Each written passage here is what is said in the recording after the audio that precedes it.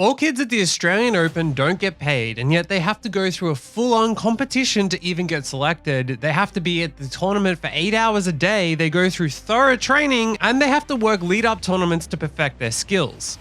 And while working, their performance is assessed by a supervisor after each match. And the feedback is pretty hard, with critiques of how perfectly they tuck their thumbs, and heaven forbid they show any emotion while working, and it's normal for them to cop a spray from at least one player during a tournament. But there's none of the benefits of even an unpaid internship. There's no exposure, you're not going to get hired as a senior ball kid after your experience. And one thing that adds to this problem is the US Open pays ball kids $15 an hour. Meanwhile at Wimbledon they get $351 per week. Even more bizarre, they used to get paid at the Australian Open. In 2008 though, they realized that they could save that money and have some more money for the multi-millionaire tennis players to fly around on private jets. And let's face it, multi-millionaires can't be expected to pick up their own balls from the ground, as that would be just too much work to ask from people who can earn $3 million for a couple weeks work. Plus their sponsorship money, which is $76.5 million of prize money for the players and $0 for the ball kids. Speaking of sponsorship, the ball kids don't get sponsorship money, but they are literally wearing sponsored outfits. The tournament brings in wild money. They get VIP access to airports, all kinds of government help. The tournament also talks up how important the ball kids are on their own website, which says ball kids play an integral role in ensuring that tennis tournaments run smoothly. Throughout the Australian Open series, each ball kid is a focal part of every game. 2,500 kids apply to be ball kids at the Australian Open each year, but only 1 in 5 get through. And what do they get for their achievement? A multi-millionaire yelling at them for being too slow or not standing in the perfect spot when they have to stand still in 40 degrees Celsius or 104 Fahrenheit heat. Last year's runner-up Daniil Medvedev complained to the umpire, are they not allowed to pass the ball to one another, criticizing ball kids for doing the job the way that they were trained to. They do get freebies for doing this, but most of it is for the love of the game. However, let's not forget it's not free for them to go to work either. Their parents have to get them to these events. Sometimes the matches finish very late in the night, so if their parents don't drive, public transport can be limited, especially in Melbourne during the week at late nights. So now parents are up until 5 AM to bring their kids home from their unpaid work and paying $50 for a taxi ride for the privilege. But they get a free sponsored hat, so obviously it's worth it. This year there's been growing momentum for them to get paid too, with Andy Murray bringing it up in a press conference after he won a match that went to 4 AM in the morning. He said, if my child was a ball kid for a tournament and they're coming home at 5 AM in the morning, as a parent, I'm snapping at that. It's not beneficial for them. Meanwhile, a GoFundMe page was even set up by fans wanting to raise $25,000 to be sent directly to Tennis Australia to distribute to ball kids. The biggest offense for the Australian Open is that they treat the players like trash too. Andy Murray was only allowed to go to the toilet once in his match that went to 4 AM. Players are allowed 1 bathroom break per match for a maximum of 3 minutes, no matter whether it's a 1-hour match or a 5-hour marathon. Andy Murray said it's so disrespectful to the players that the tournament has us out here until 3 or effing 4 in the morning, and we aren't even allowed to go to the toilet and take a piss.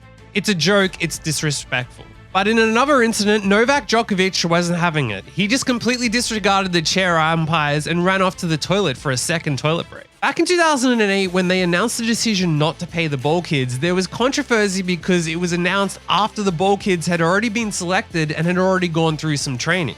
At the time, they were only paid $40 for it, but it was still something. One major issue with the Australian Open is the weather. These matches can be in extreme heat, with examples of play being suspended due to the heat, and one of the ball kids even had to be taken from the court during a match on day 2 due to illness, which was then followed by ball kids having to towel dry the court that same night due to the weather turning and it pouring rain. A task which is not loved by the ball kids, who often have to push through the pain of grazed knees they get from drying the court after it rains. The tournament director said the Australian Open is the biggest sports and entertainment event in the world in January.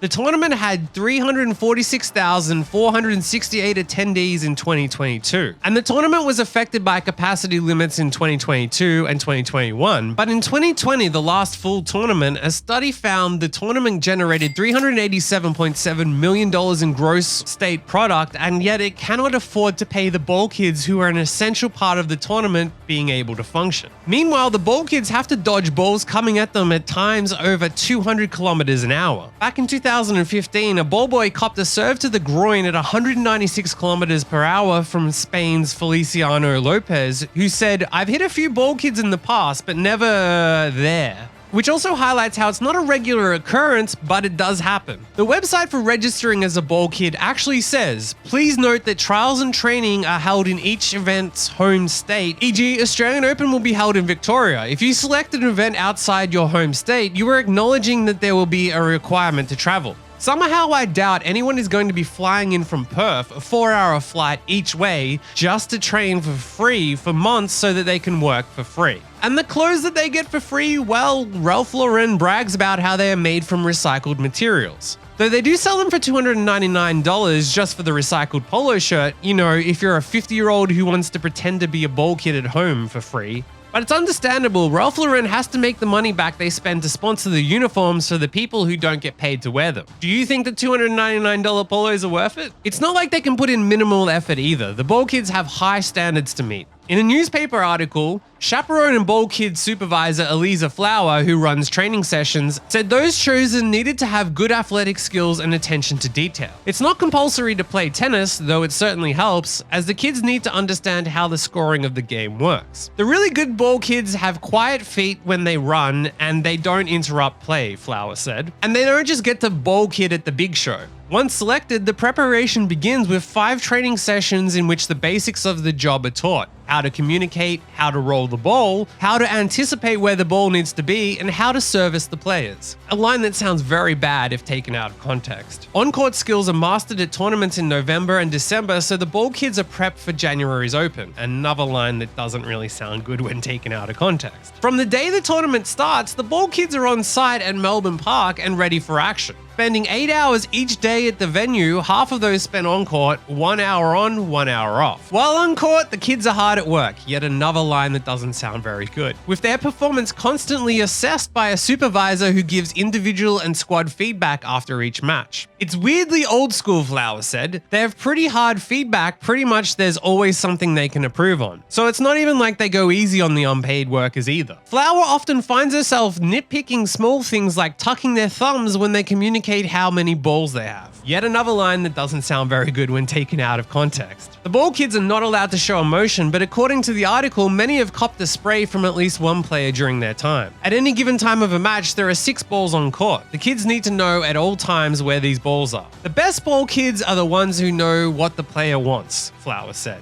Another line that doesn't sound very good. So being psychic for a multi-millionaire who yells at you and just missed your head with an errant serve sounds like a fun job to do for free. Finally, spare a thought for a ball kid in 2010 who wet his pants during a match which was stopped for 40 minutes while they replaced him. Which we understand why they can't just go off and go to the toilet, but again, if you're being forced to do this work for free, it is kind of a tough situation to be in. And yes, they are allowed to do this because the ball kids are considered volunteers and they do want to be there. But let's be real, they are working and they are expected to be at a high level, and if the other tournaments can pay them, so can the Australian Open.